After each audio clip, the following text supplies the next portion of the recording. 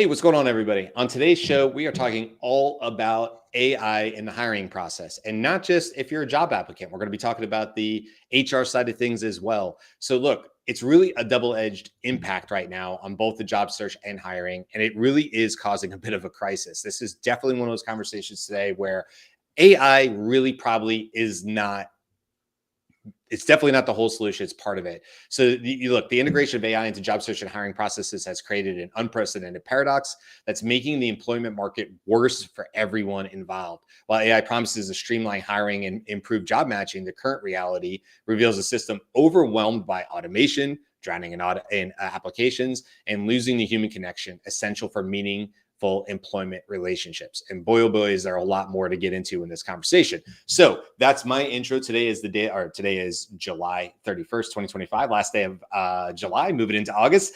This is the Daily AI Show. We're live every single weekday, Monday through Friday, 10 a.m. Eastern. You can come join the conversation live inside. Google will be the best place to do that. But of course, you can always catch us on the replays. We are on all the podcast platforms, all the major ones. We are on LinkedIn. We are, of course, on YouTube.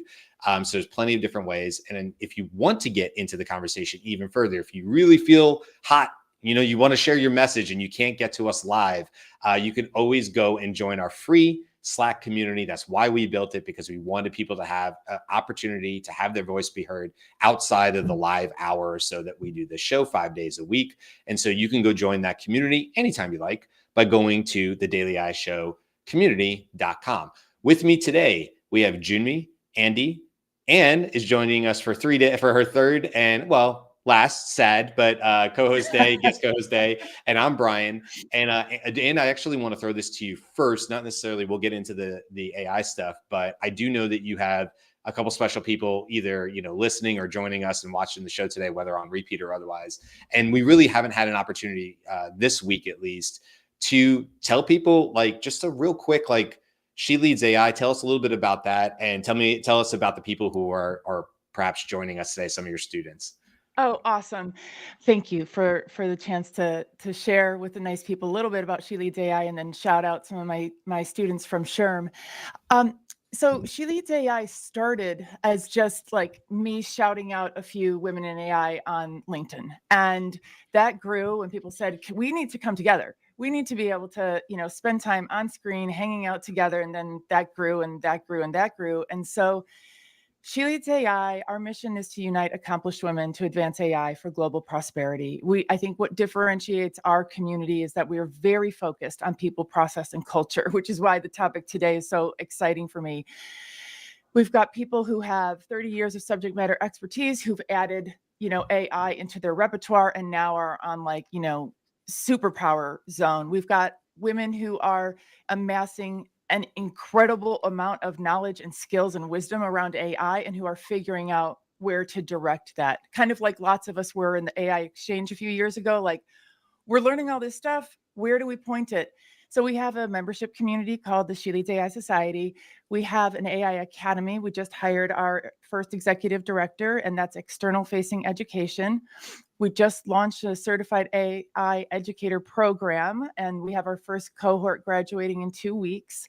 With that, we have an internship where we teach women in low-income countries how to use AI responsibly, whether it's with their faculty or with budding enterprises.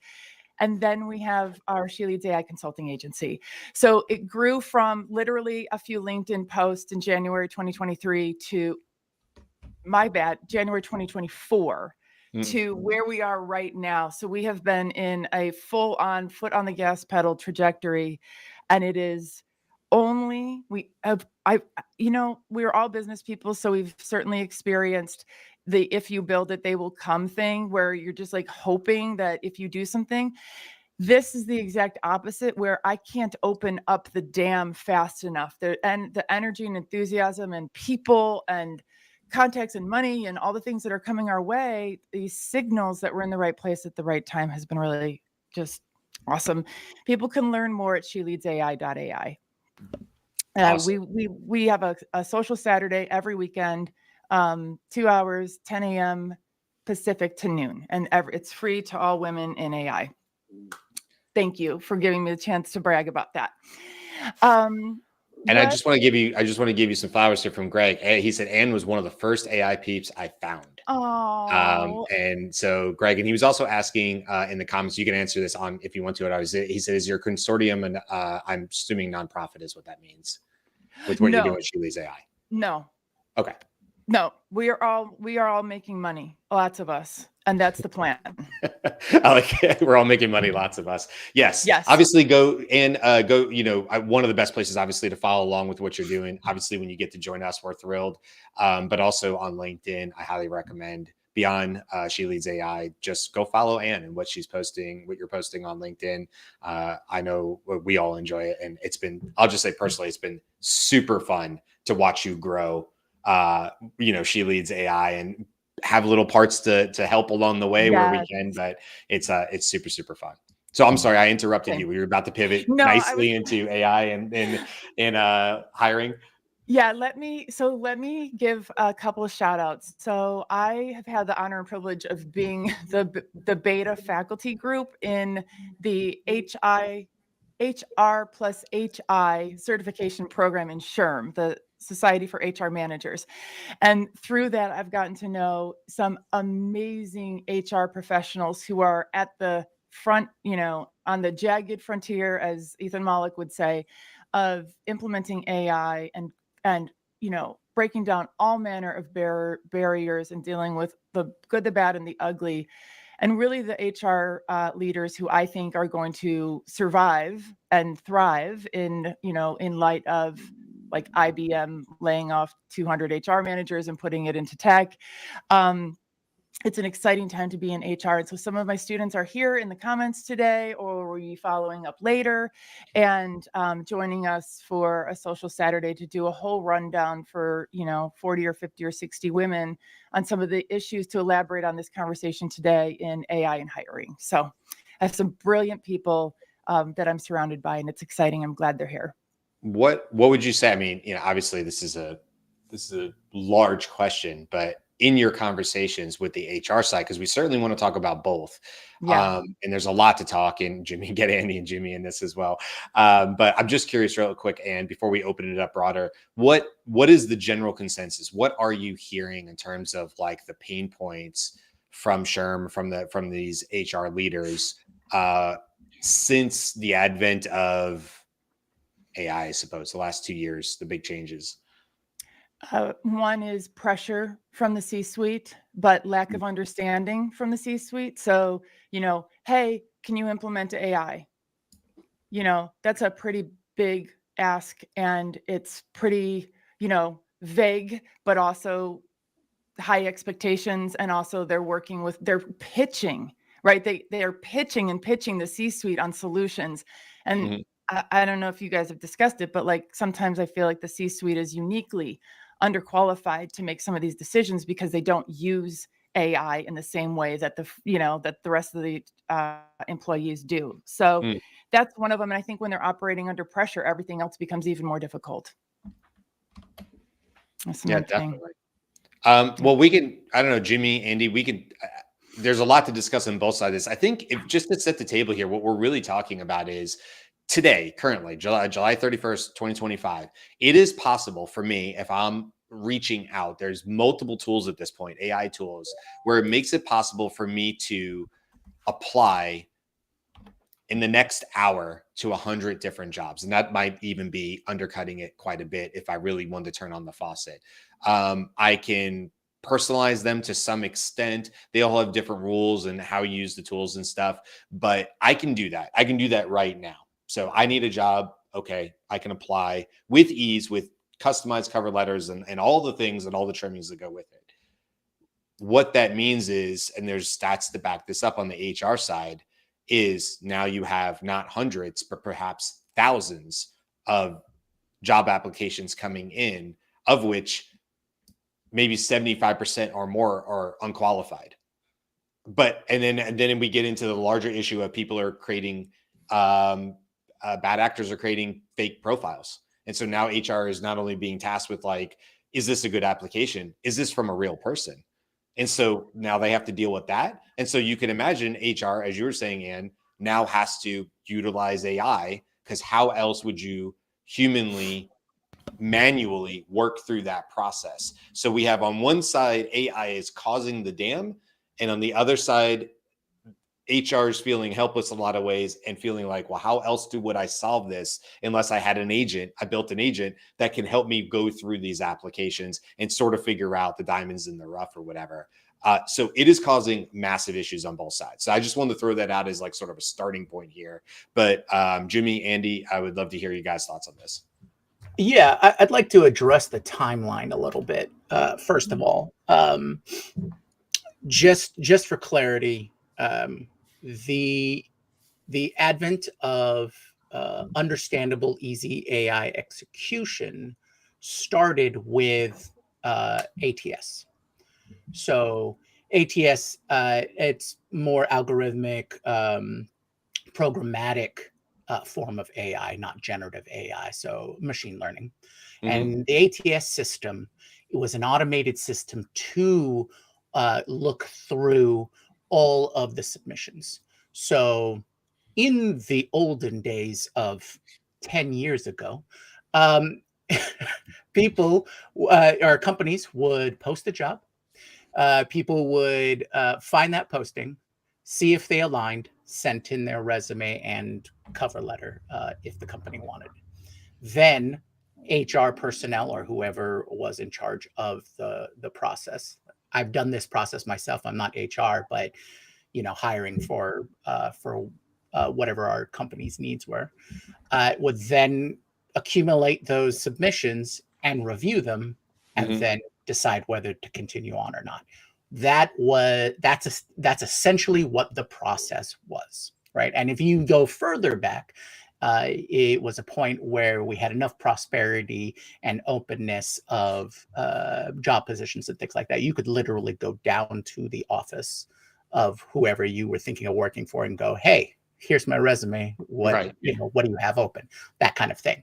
So the idea of there's this exchange between both sides of the coin, like you said, then comes in ATS, which filters out all of the submissions because the internet was created and people can now submit electronically, which, like you said, people can now submit from all over the place, all over the world, all over their state, all over their city, and apply for this job that's now publicly available. So ATS comes in and automatically looks for keywords, formatting, highlights, that kind of stuff before it even gets to a person's eyeballs, right? And now with AI or generative AI, people have figured out a way to combat the problems that ATS instituted, right? Because a lot of things would just be flagged incorrectly. And so you'd have a lot of potential candidates get knocked off because of either early on in some formatting issues, didn't have enough of the keywords in their resume, things like that, right? And then, of course, there's this whole buildup of resume designers and builders and guides and all that kind of stuff. Then along comes generative AI, and now people can go, "Oh, okay, now I can use volume and AI analysis to get my resume, because I'm qualified, in front of people." Now times this by how many users does OpenAI have? Right. 400 million, right? Yeah. And if even a small percentage of that are using that process or using generative AI to go through the process, it becomes a tidal wave, a tsunami of applicants. What all of this back and forth buildup kind of thing seems to try and solve for an immediate short issue, right? Not the overall issue. And the overall issue is there is either too many applicants, not enough jobs, which is another point I'll get into in a second. And the process of hiring and working, that system in itself, in this AI powered world, we already know that that's going to be affected. This is just one of those really self-evident conflict points. It's like, okay, we've got to reassess how how hiring is done, how job seeking is done, why hiring and job seeking are done, and that system that builds up, employees, employers, and all of that. So that's I think a larger discussion.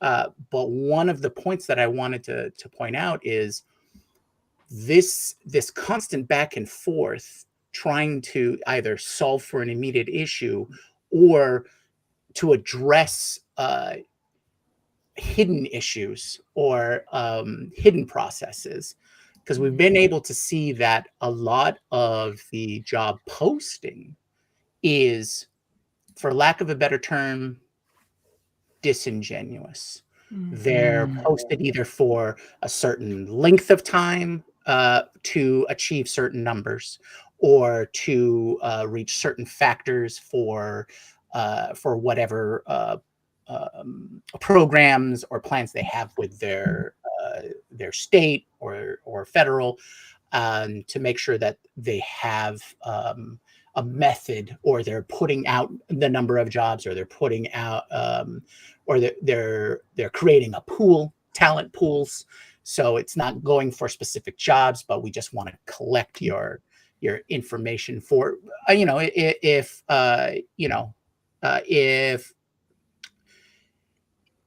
the intent of those talent pools are then to have people that they can quickly draw from, great. Otherwise, it's just another form of data collection. And looking through the world in the lens of data does make certain things kind of bleak, but also shines light on things that you would never have thought of, the average person never thought of before. So I think there's a lot of factors here that we can discuss. And I know I've laid out a whole bunch of different wild paths we can go down for discussion, but I think my main takeaway is it needs a bottom-up kind of a root. You got to solve the root, whatever rots down there, create a solid foundation so that it can flourish. And I think that's kind of the roadblocks or mirror that's being shown against us right now, as people are seeing, okay, this system doesn't work for me. We need a different approach. Andy, I know you have, and I'm sure you have other comments on this too, but like, if you could just sort of inform our audience, since we happen to know, this is a great reminder to like and subscribe if you like what we're doing, because we do know quite a few people are not subscribers, like up to 70% of people who find us on the show. So maybe you just thought this conversation sounded interesting, but maybe you don't know us, and that's okay. So Andy, I would love it if you could, before you get into like your analysis, I would love it if you could just kind of give people, our audience, just an overview, because you have a really, not unique, but I don't want to say unique, but like you have a really well-rounded, I feel like, experience in what you've shared with us and your roles in C-suite and different areas. And I know that shapes a lot of like probably how you see this. So can you just kind of give us an overview of that first, just so our audience has an idea of, like, give us the 30-second of your entire career. In 20 words or less. Yes, please, okay. Please, if you would. Yeah. Well, I long ago, I was a skier. I went to the Harvard Business School, and then I did, 40 years of senior executive roles. Within 3 years, I was president of a division. I then became a group president. I went on to be involved in the early stages of the internet as the first VP GM of e-commerce at a portal company called Excite, which most people now don't even remember, but it was alongside Yahoo and in the days before Google came along and basically took over search. Excite was one of the most advanced search technologies that was out there. And then many startups, as C-level, most recent C-level experience with a major beverage company that's involved in the CrossFit market called FitAid. And anyway, so I've had plenty of experience with hiring and with I haven't really had that many jobs that I've applied to. I was typically recruited. So I don't have a lot of experience on that side. So that if I am going to focus my comments here on the validation that's represented by the major employment-related social network out there, and that is LinkedIn. Okay, so if you use LinkedIn as a company, you are not just receiving a resume, you're also receiving something that has been developed over time by the candidate who is on LinkedIn that represents what their sort of array of connections and experiences are. And that provides some validation for who it is that you're actually, talking to.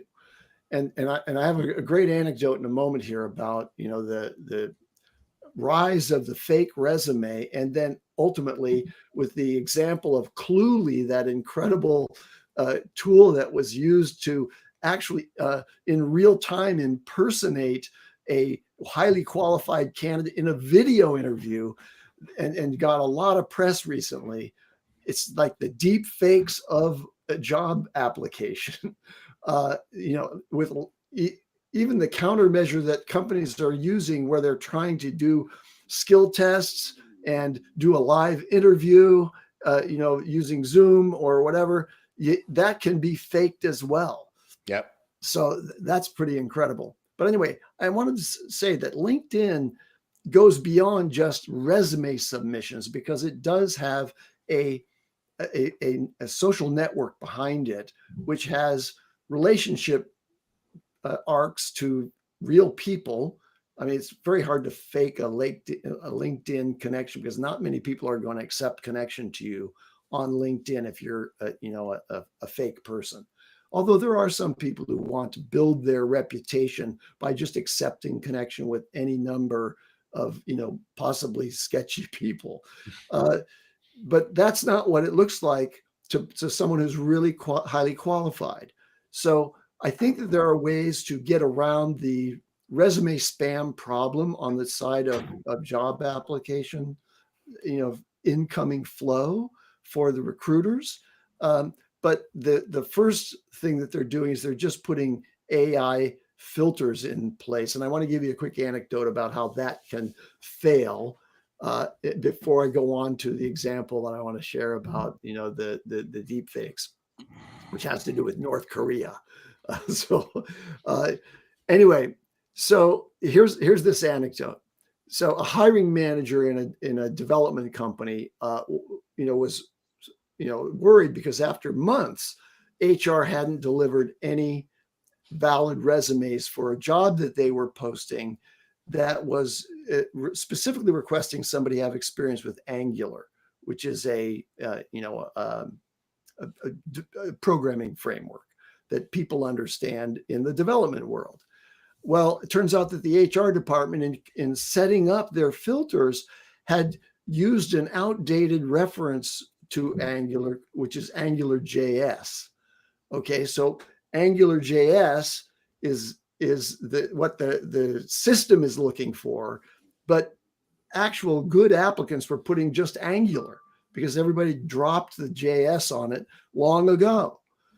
So that hiring manager, with some consternation, put his own resume in there, highly qualified for this position, and it was instantly rejected.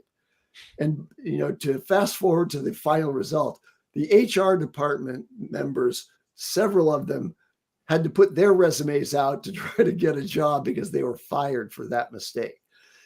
There are humans involved in the resume filtering process, and they're trying to oversee these automated systems, but that's not enough if the humans are going to make mistakes like that really cripple the filtering process. But there has to be something done, because as we've pointed out on this show, now the rise of the fake resume has created thousands of job applications, many of which look exactly the same because they're identical, they're stuffed with the same keywords, and that just makes it very, very hard to discriminate between real people and the other people. By the way, the statistic I came across is that on LinkedIn, the number of applications submitted through LinkedIn surged by 45% in 1 year. Now that is an indication that, these aren't necessarily fake applications, but that's just the power of AI to make it easier and faster for you to deliver a credible application. But since it was done on LinkedIn, I'm going to argue that was that was not, crippling the system, because LinkedIn actually has this, background validation based on the social network. So now let's take this idea of deep fakes. And so the U.S. Justice Department indicted several individuals who over years used these tactics of using AI to apply for jobs. And they got unwitting companies to hire North Korean nationals remotely. And so now you see this relationship between the rise of remote work and the difficulty of discriminating real people or validating that they are in fact U.S. nationals, if that's one of the requirements for a job in a sensitive position.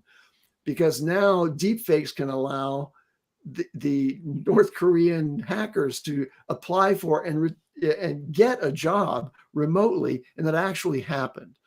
And so Gartner said that by 2028, a full 25% of job candidates might be fakes. Now, that's pretty speculative, but you can imagine how that makes it even increasingly difficult for companies to validate who it is that they're talking to, because of AI generated profiles and credentials behind the resume that has been AI generated and tuned to do that. And that brings me finally to this idea of Cluely. So do you guys remember the buzz that came around Cluely? Well, Cluely was used by a student at a university to impersonate in a job application process. He built this incredible platform. And by the way, that company ended up getting funding when he got booted from Columbia, I think it was. Yeah. He got booted from the university for doing this, impersonation in a job application process that he wasn't really even seeking to do. But the Cluely system that he built would make it so that in the live interview, he could answer questions in real time that were way beyond his actual experience, but would make him appear as if he were highly qualified for that job. So anyway, I rambled there for a little bit, but it's an arms race. And Cluely is the example of the really advanced technology that will make deep fake, not just resumes, but deep fake job applicants, something that companies have to deal with. And finally, the best way to stand out is still, as always, to have a personal referral or human connection in your local environment. And this does not solve the problem for everyone, because jobs are hard to find these days. Like the tens of thousands, maybe hundreds of thousands of government employees who have been riffed in the Doge system, they're finding it very difficult to find jobs. Why? Because if you have a government-based resume, the most likely applications that you're going to, succeed with are in additional government positions. And there are very, very few of those. So you've got this flood of highly qualified, experienced people who just can't get employed now. And no HR AI improvement or job application improvement process is going to help them. Brian, can I chime in right on the heels of Andy, and then I will pass back over. But I want to share a couple of thoughts because they're so related to what Andy just shared, and I think this is an example of the power imbalance in the hiring process. Well, in our economy, in our world, in capitalism, in a patriarchy, but let's just narrow it down to the hiring process. And I want to say that I tip my cap to the candidates who are using AI and are showing up with deep fakes, because what they're doing is trying to take back the power imbalance. Getting hired is virtually impossible. Why wouldn't they go to the nth degree if they really need employment, which a lot of people do? Why wouldn't they explore every single avenue? And this is just a low lift, right? This is just sitting at their computer. This is taking advantage of ubiquitous technology. And the reason why we have beef with it is because the people who are accustomed to being in power and in proximity to power, it's highly inconvenient to them that all of these people are applying using AI. And that's not enough of a reason for us to change a system. That's not the reason to change the system. In my opinion, the reason to change the system is because we have highly qualified people who aren't able to let their skills be known no matter what, even if there weren't a sea of candidates. But the fact is that there are. We also have a mass of people who are not qualified, who are ghosted. We have people who make it all the way to the last interview and are ghosted. The ghosting is decimating people's self identity. These people are suffering. They can't get out of bed. They are so discouraged. It's not equitable. It's not fair. And so it matters to me who is creating these systems. And if it is people who are accustomed to being in power and proximity to power, the system is never going to change. The systems the HR, the hiring systems need to be created by, there's that saying, nothing about us without us. Let's put people who have submitted a resume in their whole lives. Let's put them into the position of creating the systems, the technology. And the bright spot of this is that, there's been no better time for people who are empathetic leaders and who understand, what happens with this, if this antagonism between employers and prospective employees goes on forever. It's an awful way to begin a relationship as an employee, right? Sure. On both sides. Yeah. What I would hate to see, so prime opportunity for innovators, prime opportunity for empathetic leaders. Love to see some of the platforms that are coming on board. This is good news. What I worry about, though, when we say the best way to get a job is through your relationships. By the way, I completely agree. I absolutely agree. This is the way, and I teach my kids this, and my mom never knew a stranger, and that's like any day that I can be like my mom, I'm like, this is good all the way around. And I deeply believe in karma. But what I have this mental picture of like hiring managers walking down the street, just like doing their lives, and like prospective employees, like running up to them with presents and, iPads with their presentations. I mean, every time we talk about this, it's like, oh, well, you got to bypass the system and get to the hiring managers. Like, oh my God, these poor hiring managers are like walking targets right now. So what I'm excited about is the innovation that this will force. It's that saying of, you don't want to throw the baby out with the bathwater, but with the hiring conundrum, it's really, what does it look like when you take a wrecking ball to the bathroom? And that's what I'm excited about. I think it's a really good point. I'm also glad you said the word conundrum, because we put out a conundrum episode every Saturday, and it's something that people can enjoy. It's done through using ChatGPT to come up with the conundrum. And then we use Perplexity's deep research to debate both sides of that. And then actually what happens on Saturday is that is an actual conversation podcast that you're using Google Notebook LM. So it's not live. It's intentionally not live, other than you just hear me do the intro to it. So thank you for using the word conundrum, Anne, even though you didn't do it on purpose. But no, getting back to your point. So I get what I'm taking from what you just said, Anne, is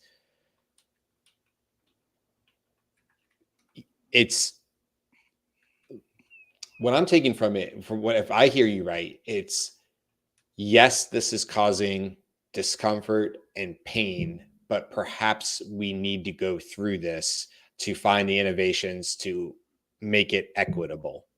Do I do what I say? Is that right? I think it's gonna get even worse before it gets better. But that pain is, unfortunately, for all the people who are job seeking right now. Yep. And all the companies who really want to find like dope candidates who are going to stay there for a while and grow together with the company at least, 5-10 years, maybe. It's just like the job market is going to be, the hiring process is just going to be going right along with it on a roller coaster, but worse before it gets better, I think. I might have shared this on the show before, but for anybody who hasn't heard this, a few years ago. I was working for a different company before Scaled, and CEO called me up one day and fired me. In the state of Florida, there's no law saying that he has to give me a reason for it.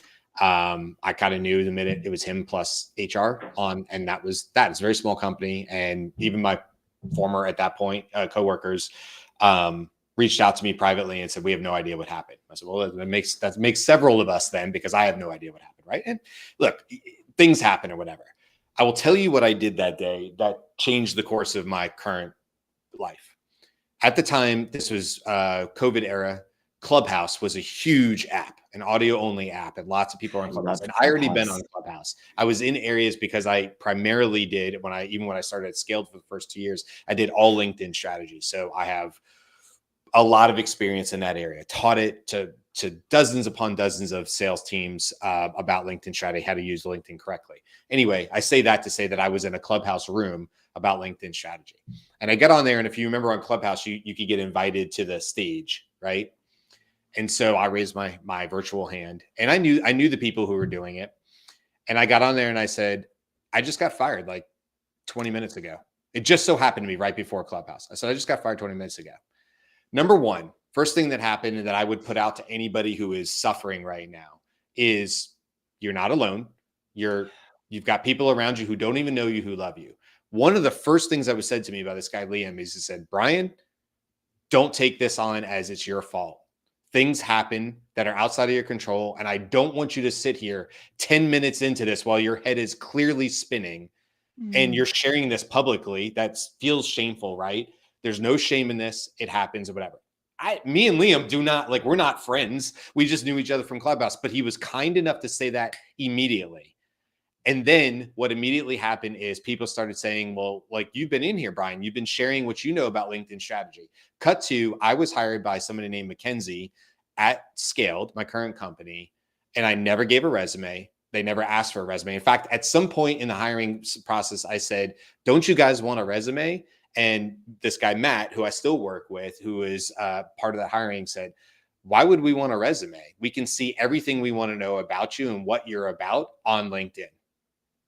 It tells us everything we want to know. What would a resume add to that we couldn't get already from it? In fact, it's more valuable. So I say that story to say this. Number one, if you're going through the hiring process and you're feeling down and out, I'll say what Liam said to me. Hey, there's no shame in it. Be public about it. Share your story with people. I did. It was painful to do. I'm not going to say it was comfortable. I felt awful about saying I had just been fired because I didn't know why.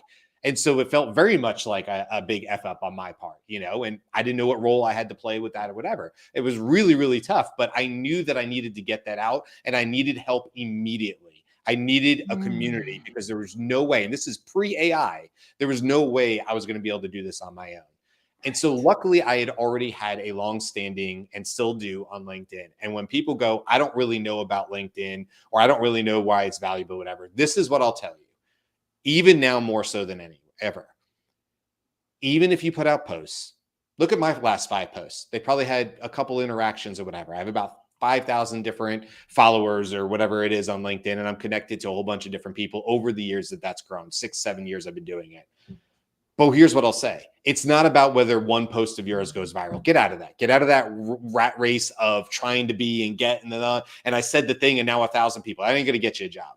What is going to help you is that you have a long list of post after post, because when somebody does get interested in you, if Andy is interested and I somehow make it to Andy's desk and he's looking at me for fit aid or something like that, what I want Andy to be able to do if I make it to that level is go and look at my profile and go, I can see everything that, don't forget on LinkedIn, Andy can see every comment I've made and every post I've made for years.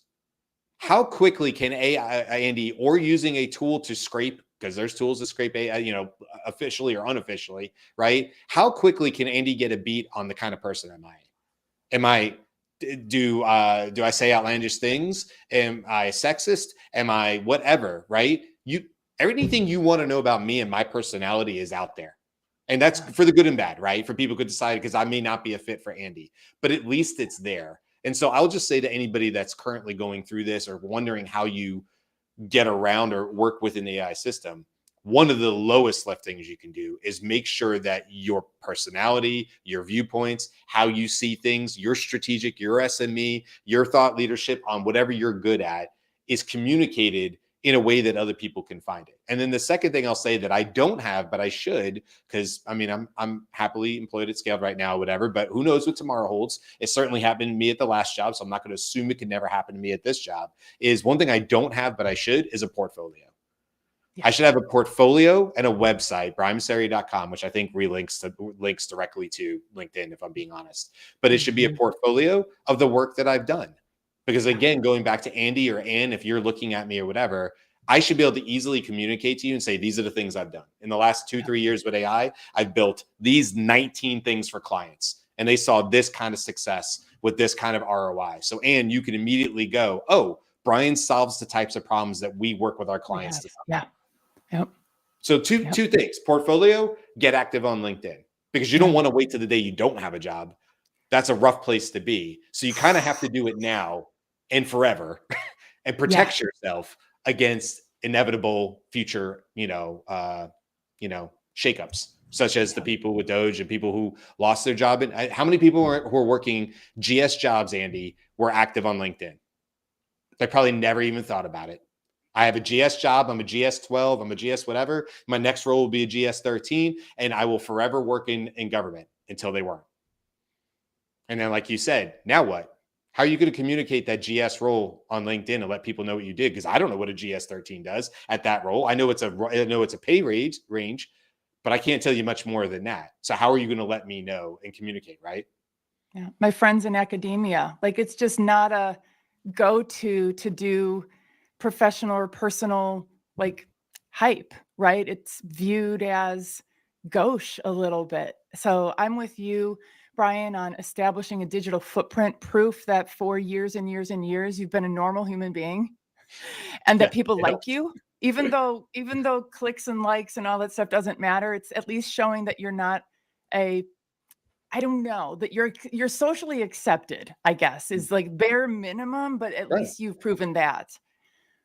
Yeah. And look, it may be in your tribe, right? Like the things that you want. And that's fine, because that gives the people who want you and your personalities and your quirks, and, they find that to be a connector for them. I will say too, for me, like I've said this before in the thing, and by the way, I'm no expert here. I'm just giving my opinion because we're out here talking. That's what this show is about. So I'm no expert. I'm no guru on how you get a job. What I will tell you though, is like, for me, I also used to have shame about the fact that I had multiple different experiences. And it was clear into my 30s before I realized that it was my superpower and not actually my kryptonite. But I had it backwards in my head. And so the other thing I'll say to people too is, like, forget about if you've worked for 6 or 7 different things. Yeah, I've been a firefighter. I was over in Iraq, and I've owned a gym, and I've done this. And now I do this. And I did LinkedIn strategy before this, and now I do AI. Who cares? You know what that allows me to do? It's have better conversations with people across the board, because I've worked in so many different areas. It ends up actually really helping me with communication.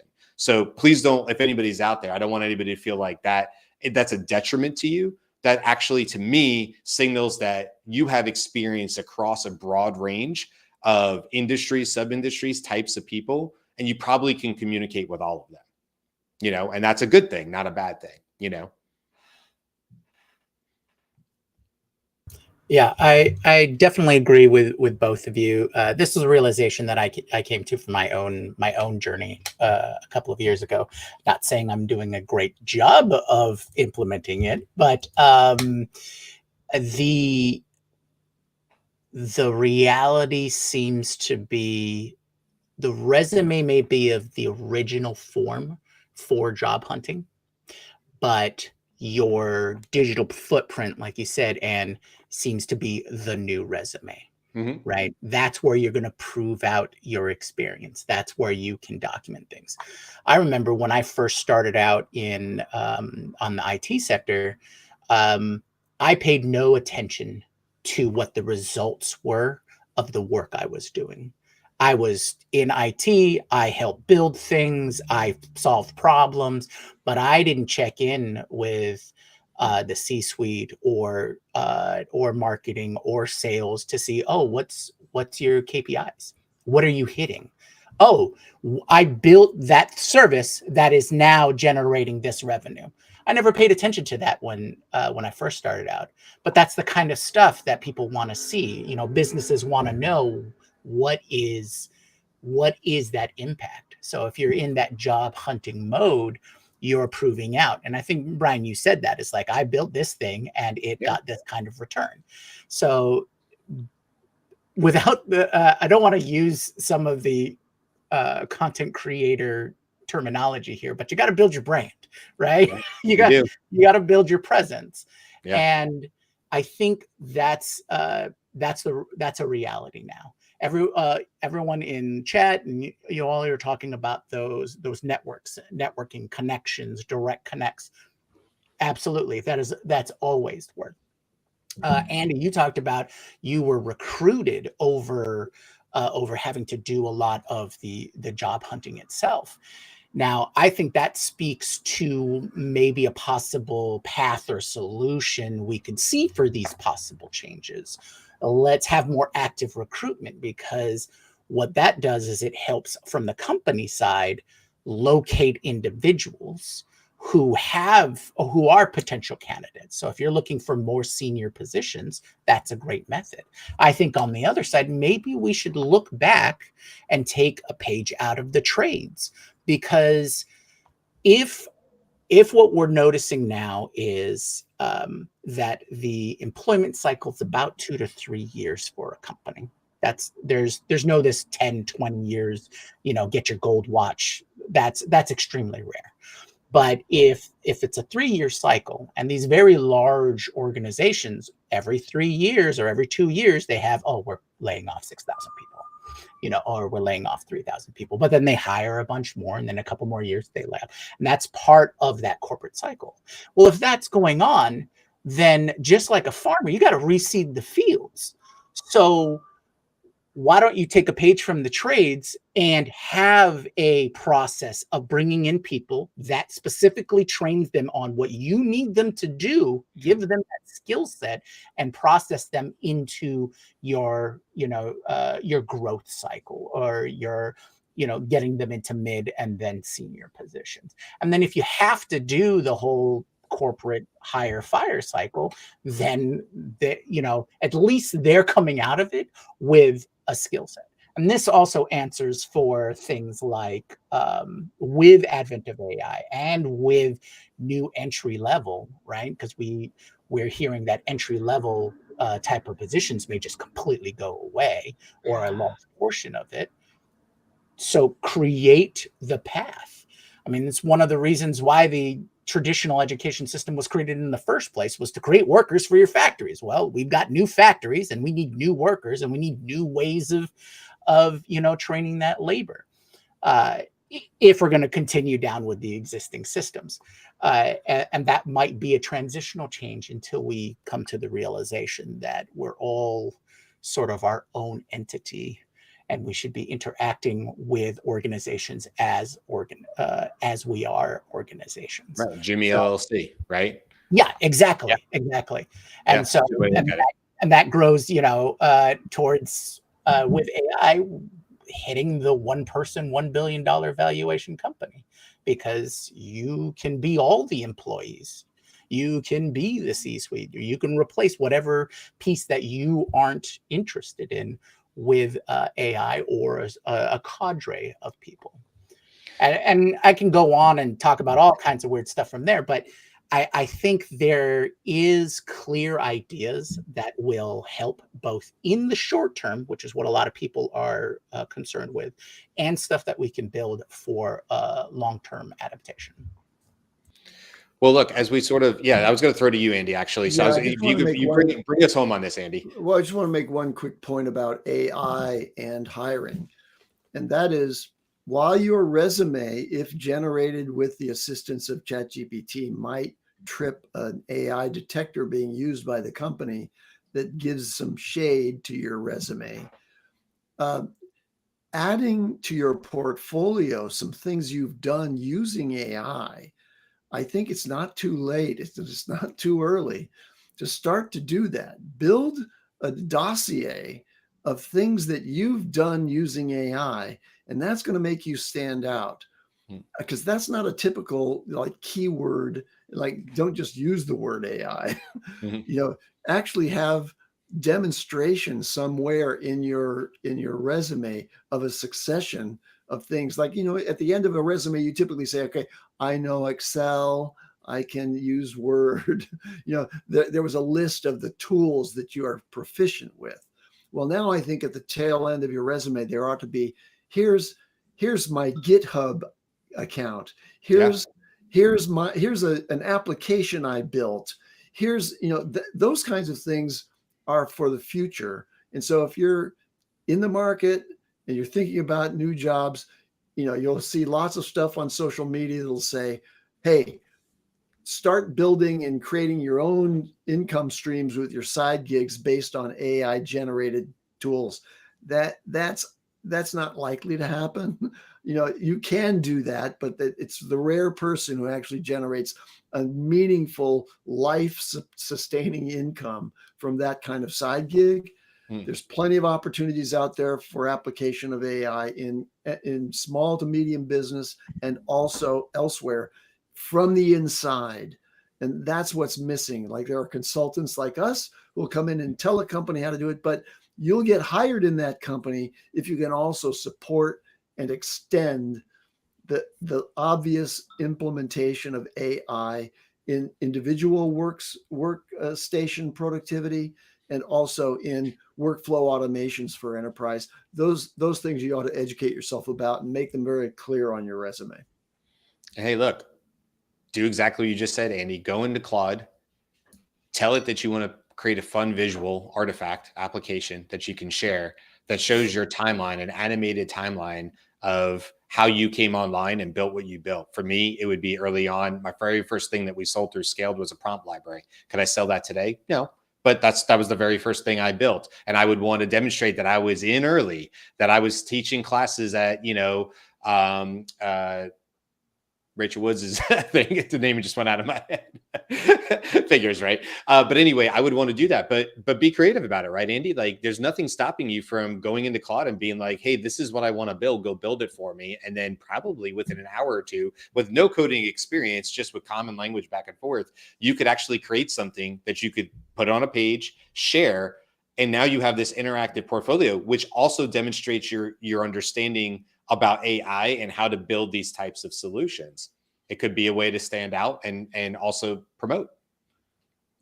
I want to Yeah, go ahead. I want to add just one little piece and kind of shout out one of your ride or dies. So in addition to outlining how you've built stuff, talk about the case studies of how you've done change management. You know, something as simple as we integrated meeting recorders in our company or in our nonprofit or whatever. And once we did AI meeting recorders, here are the things we had to figure out. Here are the policies that came out of that. Here was the impact for one of our MVP employees who used to adore taking notes, and that gave her power and that gave her proximity to the projects, right? So, Gwen teaches seniors and she teaches young girls, like those examples of how you are doing the rollouts and the people management and really making space and creating psychological safety. I believe that the people who can do that will be as busy as the IP attorneys. That's where the white space is how are we going to take care of the people and the process and the culture during all of this? So don't leave that out, because that's what's going to be incredibly sought after. If some of these skills, to your point, you're not going to be like, oh, I sold the prompt. Like, you're going to say you sold the prompt library, but the AI screener isn't going to be impressed by that, right?